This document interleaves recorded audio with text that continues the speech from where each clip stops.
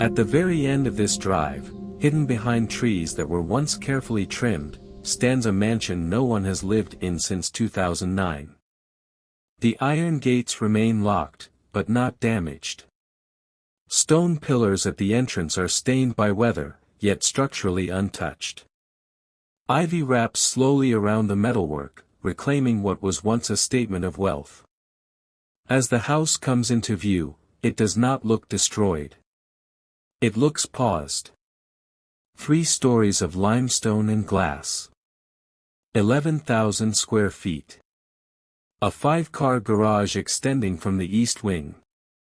Tall windows reflecting a gray North Shore sky.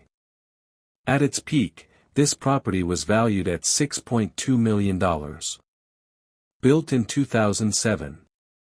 Abandoned 2 years later. Inside, the air feels still, not rotted, not vandalized, just undisturbed. The marble foyer is coated in dust, but the polish beneath remains visible. A sweeping staircase curves upward beneath a crystal chandelier that still hangs perfectly aligned. 17 Chicago winters have passed. Nothing is shattered. Nothing is stripped. To the right, a large American flag remains mounted inside a wooden display case. Slightly faded. Still intact. In the living room, leather furniture surrounds a stone fireplace. A television remains mounted. On the coffee table sits a magazine dated October 2009. The dining table is set. 14 chairs positioned precisely. Plates arranged. Crystal glasses upright. It feels like a dinner that never happened. There are no signs of forced removal. No visible panic. Just subtle interruption. Drawers slightly open. Papers left mid-review upstairs. The house does not feel abandoned by chaos. It feels abandoned by decision. And upstairs, at the end of a hallway, a locked study holds a final handwritten note dated October 2, 2009. Before opening that door, we need to understand who built this place, and what happened in Chicago's financial world that year.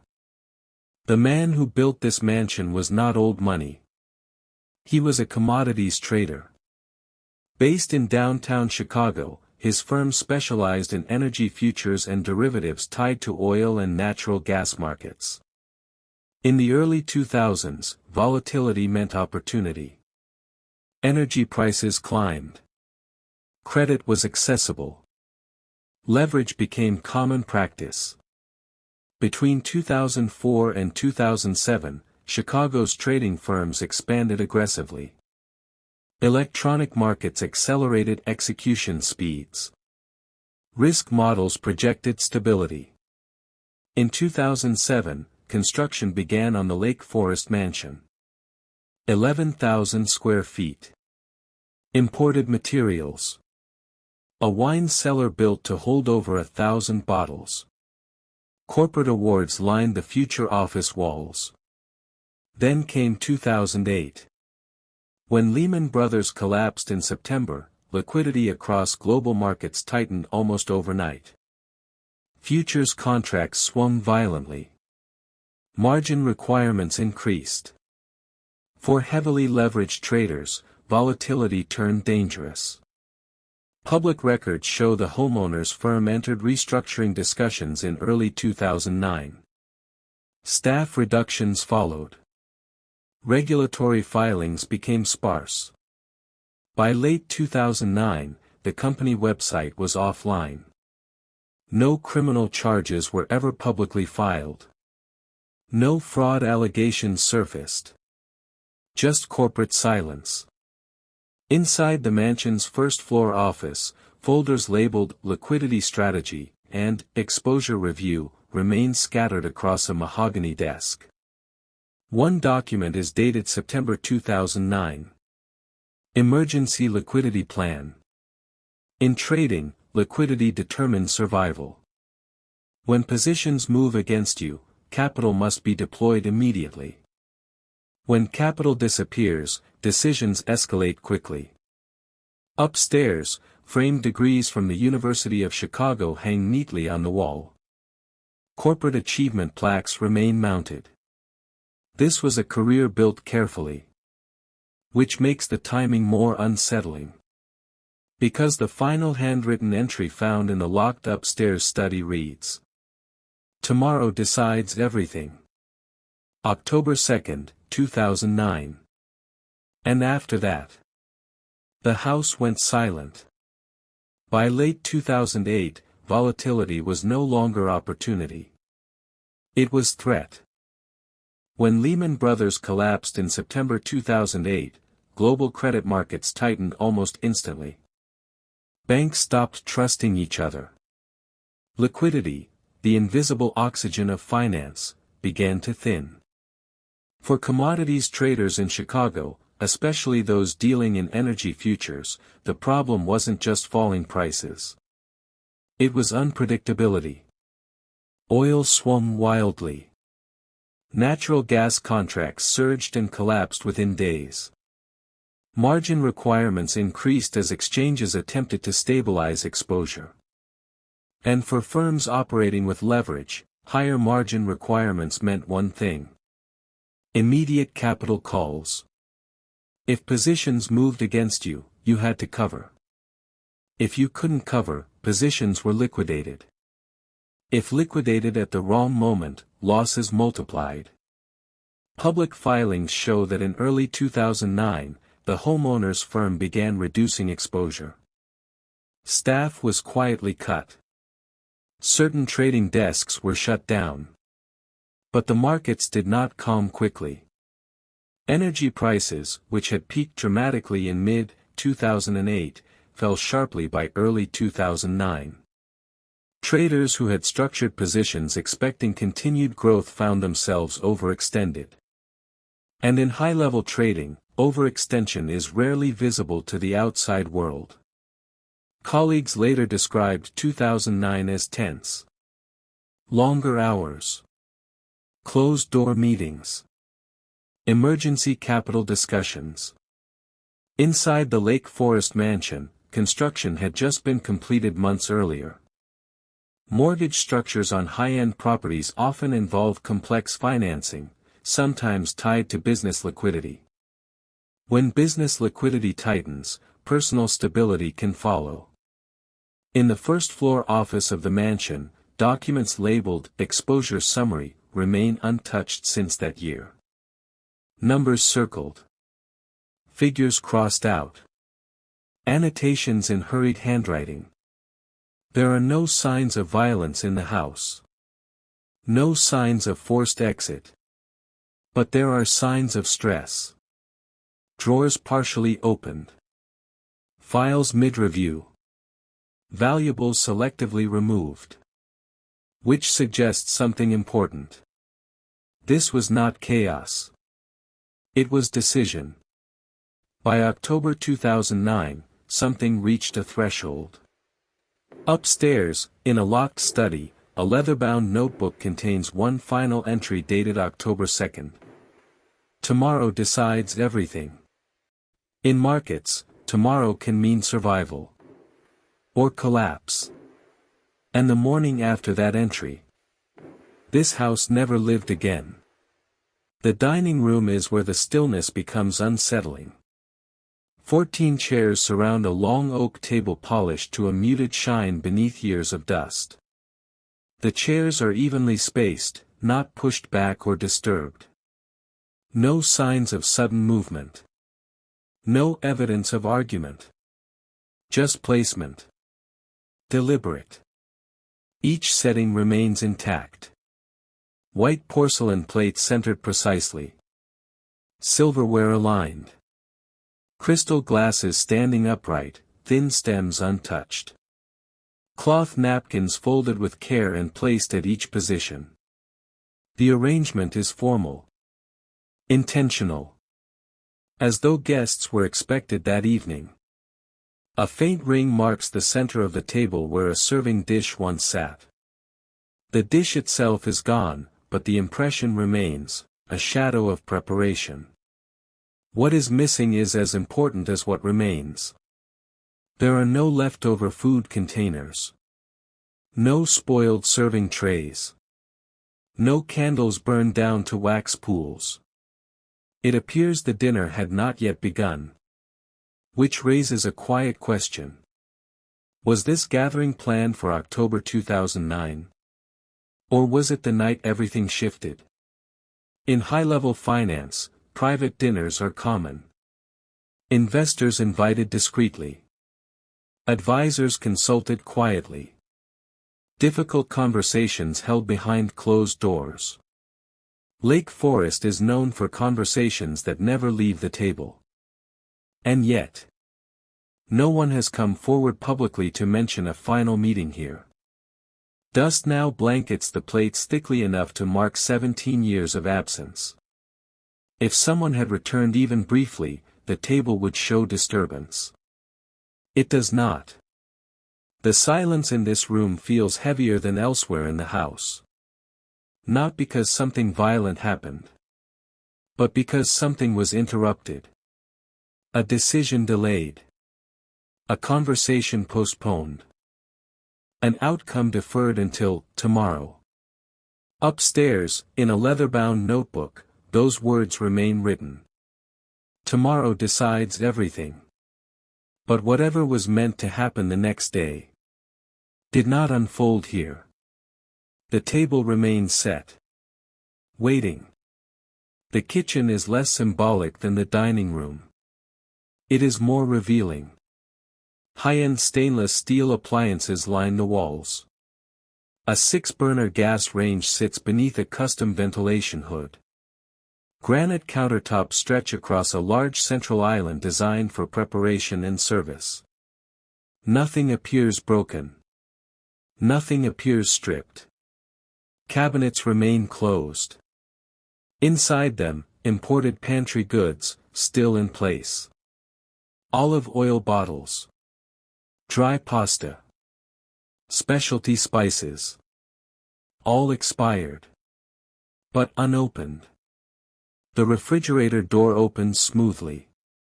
Inside, sealed containers remain where they were left. Dairy products long since decomposed and dried. Labels dated late September and early October 2009. The freezer holds packaged items stamped November 2009 expiration dates. What matters is not what spoiled. It's what was never removed. When families relocate intentionally, kitchens are cleared first. Food discarded. Appliances cleaned. Utilities shut off deliberately. That process did not happen here. There is no sign of preparation for long-term vacancy. No evidence of gradual packing. Instead, the space suggests something immediate. Drawers are closed, but one remains slightly misaligned, as though shut quickly. On the counter near the sink sits a stack of unopened mail addressed to the homeowner. Postmarks from early October 2009. Bills. Financial statements. Routine correspondence. Unopened. Which suggests the occupants did not leave weeks earlier. They left abruptly. Water lines appear to have been turned off properly, no burst pipes, no catastrophic flooding over 17 winters. That detail is significant. It implies someone secured the house structurally. But not domestically. Utilities were likely halted. But daily life stopped mid-process. In forensic terms, the kitchen shows interruption, not abandonment. No gradual withdrawal. No systematic closure. Just cessation. The kind that follows a decision made quickly. Or a situation that escalated beyond planning. Upstairs, a notebook contains a final entry dated October 2, 2009.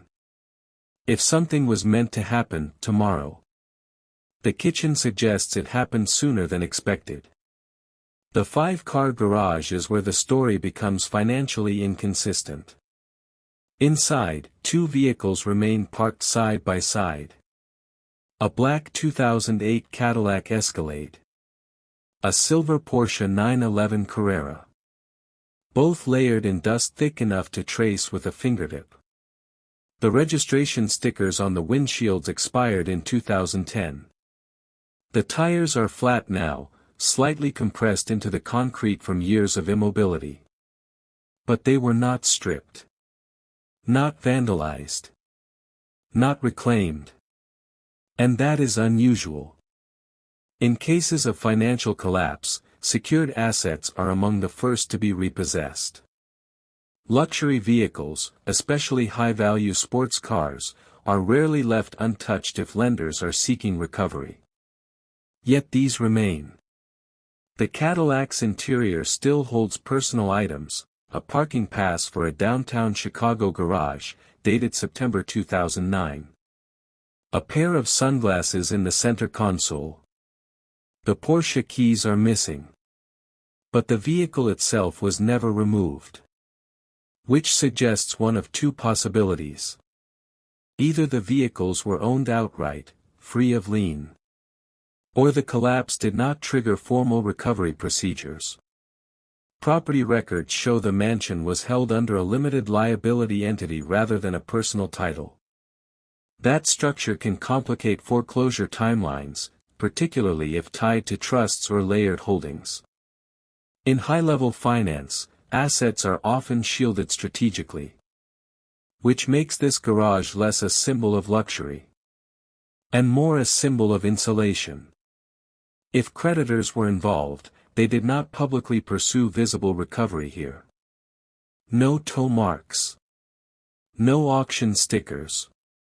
No lender notices taped to the door. 17 years have passed. The vehicles remain as they were left. In most financial failures, there is visible aftermath. Here, there is containment. Which deepens the contradiction. Because if the business collapsed, why does the personal estate remain structurally untouched? Upstairs, the final notebook entry reads. Tomorrow decides everything. The garage suggests that whatever was decided. It did not unfold through public financial seizure. It unfolded quietly. And deliberately. The office feels different from the rest of the house. Less domestic. More controlled. A large mahogany desk faces the window overlooking the driveway. Built-in shelves line the walls, filled with finance textbooks, market analysis volumes, and framed certificates. Degrees from the University of Chicago Booth School of Business hang precisely aligned. Corporate achievement plaques remain mounted. This was a man who valued structure and precision. On the desk, folders remain spread open as if mid-review.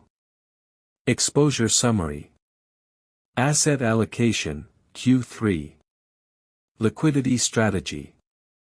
Most of the pages are warped from humidity over the years, but certain markings remain visible. Numbers circled in pen. Margins filled with quick handwritten notes. Several figures crossed out heavily. One document stands out. Dated September 2009. Subject line, Emergency Liquidity Plan. In futures trading, liquidity determines survival. When positions move unfavorably, additional capital must be deployed immediately. Without liquidity, positions are forcibly closed, often at significant loss. Margin calls do not wait. They escalate. There are no dramatic words written in the margins. No emotional outbursts. Just adjustments. Recalculations. Projected shortfalls. The handwriting becomes slightly tighter toward the bottom of the page. Not frantic. But compressed. A small desk calendar still sits open to October 2009. The page is turned to the first week. October 2nd is circled lightly. Upstairs, in the locked study, that same date appears again, in the final notebook entry. Tomorrow decides everything. There are no signs of violent confrontation here. No smashed frames. No overturned chairs. The office suggests a man attempting to manage a narrowing window. Contained pressure. Private. The kind of financial strain that unfolds behind closed doors, especially in towns like Lake Forest, where reputation is preserved carefully. Whatever decision was made after October 2nd, it did not leave visible chaos. It left silence. Upstairs, the atmosphere shifts. The first floor reflects business. The second floor reflects life. The hallway is lined with framed photographs, vacations along Lake Michigan, a family ski trip in Colorado, a graduation ceremony captured beneath bright stadium lights. Nothing appears removed. Nothing appears damaged. In one bedroom, soft blue walls frame a neatly made bed. Children's books sit stacked on a nightstand, bookmarks still resting between pages. A small desk remains pushed against the window, pencils arranged neatly inside a cup. In another room, painted pale pink, a row of shoes lines the closet floor. Dresses hang untouched. A small American Girl doll rests upright against a pillow, as though waiting to be picked up. Dust coats the surfaces now. But the order remains intact. Which makes the silence heavier. When families relocate intentionally, children's rooms are among the first to change. Personal items are packed carefully. Toys disappear. Walls are repainted for resale. That process did not happen here. There are no cardboard boxes. No half-packed containers. No visible transition. It appears the rooms were left prepared for return. In the master bedroom, the bed remains fully assembled beneath tall windows overlooking the backyard pool. Curtains move slightly with the air. On the dresser sits a jewelry case. Open. Empty. Drawers beneath it are partially pulled out. This is the first unmistakable sign of selective removal. Certain valuables were taken. But not everything. Clothing remains in closets. Shoes remain aligned. Decorative pieces are still in place. The removal feels deliberate, but limited. Which suggests something specific. Someone left with intention. But not with finality. In high-pressure financial collapse, the damage is often visible in numbers. But here, the numbers translated into something quieter. Children's rooms left unchanged. Family photographs left behind. Lives paused mid-chapter. And upstairs, at the very end of the corridor, one room remains locked. Inside it, the final written sentence of October 2, 2009 waits. At the very end of the corridor, past the family bedrooms and beneath a narrow skylight, there is one door unlike the others. It is closed. Locked. Not damaged. Not forced. Simply sealed. The handle turns only slightly before stopping. After careful effort, the lock gives way, not violently, but with resistance, as if it had not been disturbed in years. The room inside is smaller than the first-floor office. More private. Less decorative. A single desk faces the window. Curtains are partially drawn, allowing muted gray light to filter through. Dust coats the surface evenly, undisturbed. There is a leather chair positioned precisely behind the desk. As though someone stood up, and never returned. Built-in shelves line one wall, filled with binders labeled by year. Most stop at 2009. On the desk rests a leather-bound notebook. Closed. No visible damage. When opened, the pages are filled with neat handwriting. Dates aligned carefully along the top margins. Market observations. Brief strategic notes. Calculations written in tight, controlled script. The entries grow shorter toward the end. Less commentary. More numbers. The final dated page reads: October 2nd, 2009. Below it, only one sentence. Tomorrow decides everything. No follow-up entry. No crossed-out words. No visible correction. The handwriting remains steady. Not rushed. Not shaking. Which is what makes it unsettling. There is no sign of panic here. No indication of chaos. Only conclusion. In financial markets, tomorrow can mean margin calls, liquidation deadlines, contract settlements, meetings with lenders. But here, there is no documented aftermath. No next entry describing outcome. No notation of success or failure. Just an unfinished page. The safe in the corner of the room remains closed. No visible attempt to open it.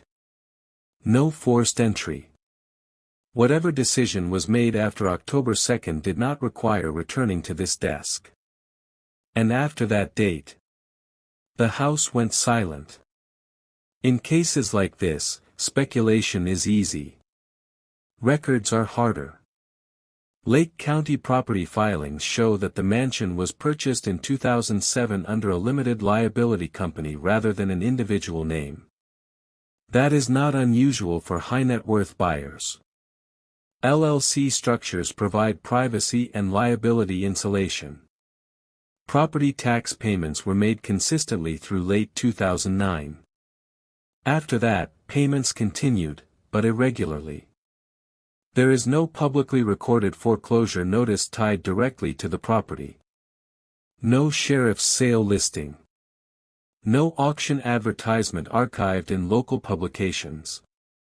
Which is uncommon for a $6.2 million estate. Corporate filings connected to the homeowner's trading firm show restructuring activity in early 2009. Amendments were submitted. Certain managing members resigned. By late 2009, the company's registration status shifted. Inactive. No public bankruptcy petition appears under the homeowner's personal name in Illinois state records. That absence matters. High-profile collapses typically leave paper trails, court filings, creditor claims, litigation. Here, there are none directly linking financial failure to the Lake Forest address. The utilities for the mansion were formally disconnected in late October 2009. That detail aligns closely with the final notebook entry dated October 2nd. Water was shut off deliberately. Electricity terminated officially. Not through neglect. Through process. Which suggests something structured. Insurance records are not publicly accessible, but there are no recorded fire claims or major loss events tied to the property. In short, there is no visible scandal. No public lawsuit. No criminal indictment. No media coverage connecting the address to wrongdoing. Instead, the documentation reflects quiet withdrawal. Corporate dissolution. Asset containment. And then, stillness. In Lake Forest, privacy is often preserved deliberately. Financial setbacks can be managed discreetly, especially when layered ownership structures are involved. But even in discrete collapse, properties are usually transferred. Sold quietly. Inherited. This house was not. 17 years later, it remains titled under the same entity. Untouched. Which deepens the central question. If this was purely financial failure, why does the structure remain frozen in time? Upstairs, the final sentence remains unchanged. Tomorrow decides everything. The records show what happened publicly. They do not explain what happened privately.